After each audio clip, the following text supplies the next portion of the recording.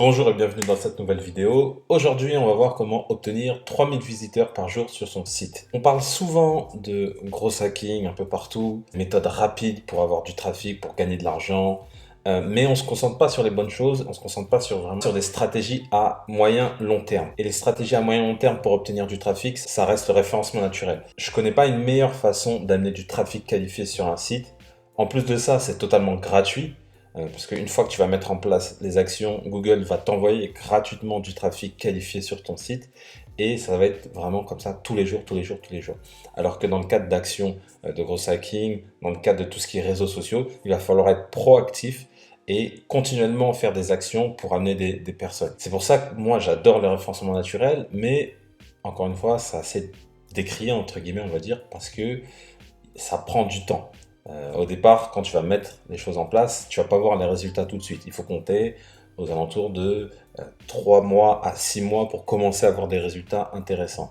Mais une fois que tu as mis en place les choses et une fois que tu as les résultats, tu vas voir que les résultats sont vraiment intéressants. Je vais te montrer par exemple la capture de Google Analytics de l'un de mes sites. En janvier, il y a eu 147 000 personnes qui sont allées sur mon site. Donc juste pour te donner un ordre d'idée, ça représente environ 2 stades de France. Et uniquement, on va dire, le 80%, 90% du trafic provient de Google. En plus de ça, derrière, quand tu as du trafic, tu peux le monétiser. Sans trafic, tu peux pas monétiser. Donc tu vois vraiment la force du travail à long terme. Là, ce site-là, il a à peu près 3 ans. Alors dans cette vidéo, on va voir comment analyser la concurrence d'un mot-clé et d'une niche. En deuxième, on va voir comment obtenir du trafic qualifié et en troisième, on va voir comment obtenir des backlinks. Avant de commencer, si tu souhaites gagner de l'argent en ligne, je t'invite à t'abonner à la chaîne YouTube, à cliquer sur la cloche pour recevoir toutes les prochaines vidéos. J'en publie 2 à 3 par semaine. Également, si tu t'intéresses au business internet, je t'offre une conférence en ligne. Tu as juste à rentrer ton prénom et ton nom juste sur le lien qui est en bas de la description. Et dans cette conférence en ligne, je vais t'expliquer comment passer de 0 à 3000 euros par mois avec un blog en un an. Donc c'est une conférence en ligne totalement gratuite qui dure à peu près 45 minutes où je t'explique étape par étape comment monter ton business en ligne.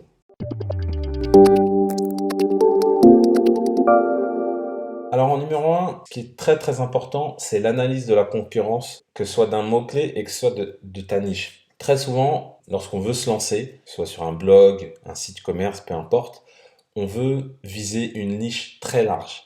Mais quand on fait ça, on vise des niches qui sont très concurrentielles et où il est difficile de se positionner en fait. Donc si tu vises une niche qui est trop concurrentielle, tu vas pas te positionner et donc tu vas faire du travail pendant des mois et des mois un peu dans le vent. Donc ça c'est la base des bases lorsque tu veux obtenir du trafic, c'est vraiment d'analyser la concurrence des mots-clés.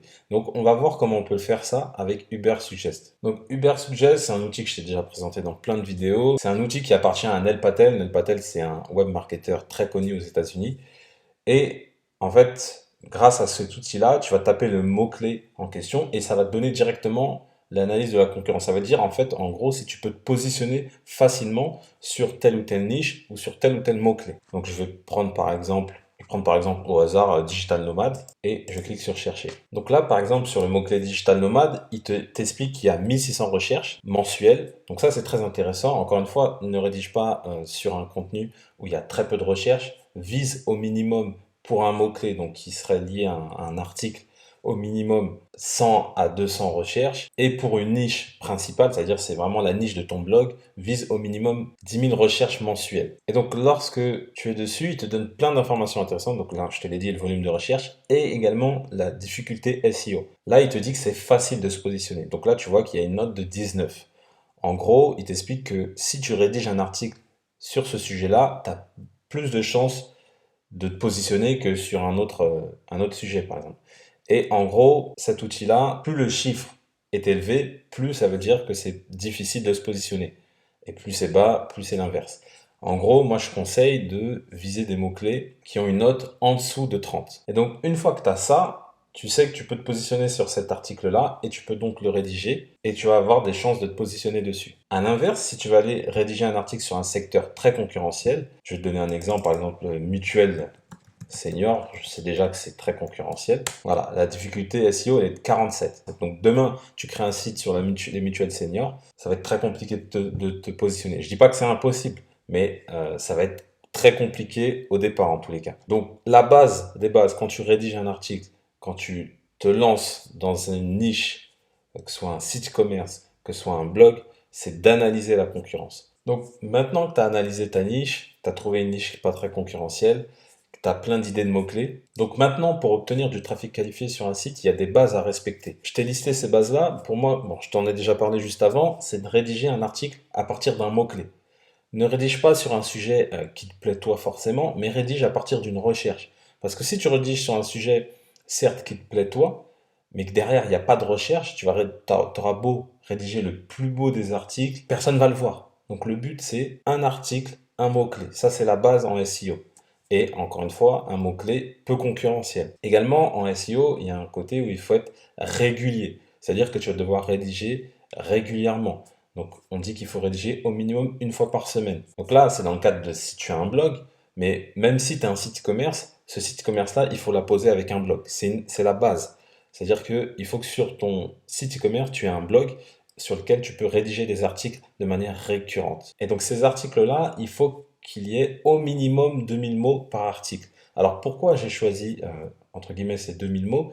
C'est que j'avais vu une étude, je me souviens plus où, mais j'avais vu une étude qui disait que 80% des résultats en première page sur Google, ils avaient au minimum 2000 mots. Donc j'en ai conclu que Google aime le contenu de qualité. Le contenu de qualité, ça passe la plupart du temps par la quantité. Et également, la dernière base, et l'une des bases vraiment encore les plus importantes, c'est la structure de ton contenu. Alors pour t'expliquer le principe de la structure d'un site, je suis allé sur le site wpformation.com qui explique ça vraiment très très bien. Alors pour que tu comprennes, Google, il va souvent scroller ton site. Ce qu'on appelle scroller, c'est il va visiter les pages de ton site pour essayer de comprendre ton site et par la suite les référencer dans sa base de données. Si ton contenu il est organisé de cette façon, c'est-à-dire que je vais te prendre un exemple. Sur ton site, tu parles par exemple de développement personnel, après tu parles de recettes, après tu parles d'immobilier, tu parles un peu vraiment de plein de sujets, bah, Google va pas très bien comprendre ton contenu. Et en plus de ça, c'est vraiment des sujets qui sont pas très liés, j'ai envie de dire. Alors que si à l'inverse, tu structures ton contenu en ce qu'on appelle en silo, donc de cette façon-là,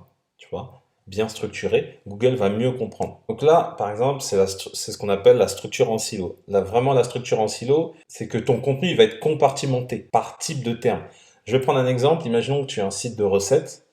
Là, tu vas par exemple avoir recette indienne, ici recette française, ici recette italienne, et ainsi de suite. Donc là, c'est ton silo, et dans ton silo, ensuite, bah, tu auras toutes tes recettes. Par exemple, là, si c'est des recettes indiennes, bah, tu auras toutes tes recettes indiennes.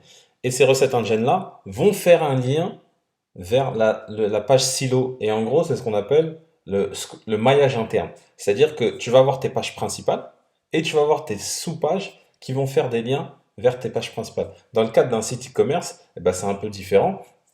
C'est que tu as une catégorie et tu as tes produits. Et ben, tous tes produits, tu vas faire des liens vers ta catégorie. Généralement, que ce soit PrestaShop ou d'autres sites, c'est déjà un peu géré comme ça. À chaque fois, c'est que tu vas une page qui traite d'un sujet, tu vas renvoyer vers la page principale de ce sujet-là et tu vas pas renvoyer vers une autre page qui a rien à voir. Pourquoi ça? Bah, parce que Google, d'un côté, il va mieux comprendre ton contenu et en plus de ça, quand tu utilises vraiment tous les termes d'un sujet, je sais pas, par exemple, encore une fois, je vais reprendre l'exemple, mais ton sujet principal, c'est les recettes cuisine. Si tu développes vraiment tous les termes liés à recettes cuisine, Google va mieux comprendre ton contenu et il va mieux le positionner sur Google. Donc je sais que c'est un peu technique cette partie-là, mais ce qu'il faut que tu retiennes, c'est que tu as des pages principales, donc qui sont les catégories, et les sous-catégories vont faire des liens vers les pages principales. Donc maintenant que tu as créé du contenu de qualité, tu as bien structuré ton contenu, une des choses les plus importantes en référencement naturel, c'est d'obtenir des backlinks. Backlinks, c'est ce qu'on appelle des liens retour. C'est en gros, je vais reprendre l'exemple de la cuisine, tu as un site de recettes de cuisine et Marmiton, par exemple, te fait un lien vers ton site. Et bah, Google va considérer que ton site, il est fiable, qu'il est intéressant et va mieux te positionner. Parce que Marmiton, c'est un site fiable dans ta niche. Et donc, Google va considérer que si ce site-là, ce gros site-là, dans la même niche que toi, te fait un lien, donc ton site est légitime et va mieux te référencer. C'est aussi simple que ça. C'est un peu un principe de popularité. Et le but, c'est pas d'obtenir beaucoup de liens, mais c'est d'obtenir des liens de qualité de sites dans la même niche que toi. Donc, comment tu vas faire ça? Il y a deux techniques pour le faire. Il y en a plein d'autres, mais moi, c'est vraiment les techniques que je mets en place parce que c'est très très rapide à mettre en place. C'est ce qu'on appelle les articles invités et également la plateforme dealer de temps. Donc, pour trouver des articles invités, c'est très simple. J'ai une commande Google. Euh, je vais te la montrer juste après. Si elle t'intéresse, mets-moi dans les commentaires. Et en réponse à ton commentaire, bah, je te mettrai la commande Google. Tu n'auras plus qu'à la copier-coller. Et donc, grâce à cette commande Google-là, ça va référencer toutes les personnes qui font déjà des articles invités. Donc là, tu as la commande Google en question. Et là, votre thématique, tu vas le remplacer par ta thématique. Donc là, en l'occurrence, on va reprendre l'exemple. Recette cuisine. Grâce à cette commande Google, ça va vraiment te lister tous les sites dans la même niche que toi qui sont déjà ouverts aux articles invités. Voilà, donc là, tu as cuisineblog.fr qui accepte les articles invités. Donc, tu as la cuisine de monsieur et madame tout le monde qui accepte. La Play Fitness, sport et régime, monblogmalin.blogspot.com et ainsi de suite. Et après, tout ce que tu vas faire, c'est que tu vas contacter tous ces sites-là et tu vas leur proposer 2 à 3 articles invités. Quand je dis 2 à 3 articles invités, c'est 2 à 3 sujets d'articles invités. Et bien évidemment, propose-leur des sujets d'articles qui n'ont pas encore rédigé sur leur blog ou qui n'ont pas encore bien développé. Également, si c'est quelque chose qui t'intéresse, mets-moi dans les commentaires, je te donnerai un mail type que tu pourras envoyer au blog ou aux sites que tu veux prospecter. Et dans ce mail-là, tu vas également mettre tes références, c'est-à-dire les articles dont tu es le plus fier, ou également les articles que tu as déjà fait sur les plus gros sites dans ta niche. Ça va forcément inspirer confiance à la personne que tu vas prospecter parce qu'elle va se dire, ok, lui, il a déjà rédigé sur tel ou tel site, c'est qu'il rédige bien. Donc là, encore une fois, ce que tu vas faire, c'est que tu vas faire ça régulièrement. Tu vas faire des articles invités, tu vas faire 1 à 2 articles invités au minimum, vraiment minimum par mois. Donc là, tu vas dire, oui, ok, je dois rédiger un article par semaine, plus je dois rédiger 2 articles par mois invités. Mais il n'y a pas de secret pour obtenir les résultats que je t'ai montré juste avant. Il faut mettre en place ce travail-là. Et après, tu vas voir que les résultats vont être juste fous. Donc là, c'est la première façon d'obtenir des backlinks très facilement. Et également, j'ai une autre solution pour toi, c'est la plateforme Dealer de temps. Alors, je ne peux pas te montrer la plateforme en elle-même dans un souci de confidentialité parce qu'il y a plein de sites qui sont dessus et je ne peux pas les mettre. Mais en gros, je t'explique le principe, c'est de l'échange d'articles. Tu proposes ton site sur la plateforme et dès qu'une personne va vouloir faire un article invité, il va, entre guillemets, dépenser des crédits. En fonction des stats de ton site, ça peut être 1, 2, 3, jusqu'à 8, 10 crédits selon la taille de ton site. Et une fois que tu vas avoir ces crédits-là, tu vas pouvoir dépenser ces crédits-là pour toi aussi faire un article invité sur un autre site. Et en fait, c'est un échange de bons procédés. Et ça permet d'obtenir des échanges d'articles gratuitement. Donc ça, c'est ce qui est intéressant, c'est qu'avec cette plateforme-là, c'est totalement gratuit. Également, si la plateforme t'intéresse, je te mets le lien dans la description et tu peux t'inscrire directement sur la plateforme. Je te remercie d'avoir suivi cette vidéo. Si tu as aimé la vidéo, mets-moi un petit pouce bleu, ça fait toujours plaisir. Si tu as des questions, tu as les commentaires qui sont là pour ça. Si tu as des choses que tu n'as pas compris, des termes un peu techniques, des choses sur lesquelles tu veux que je développe un peu plus, n'hésite pas, je réponds vraiment à tous les commentaires sans hésitation. Également, abonne-toi à la chaîne YouTube, clique sur la cloche pour recevoir toutes les prochaines vidéos. Et comme je le dis toujours, pour connaître le succès, il faut rester persévérant et déterminé. Je te dis à bientôt.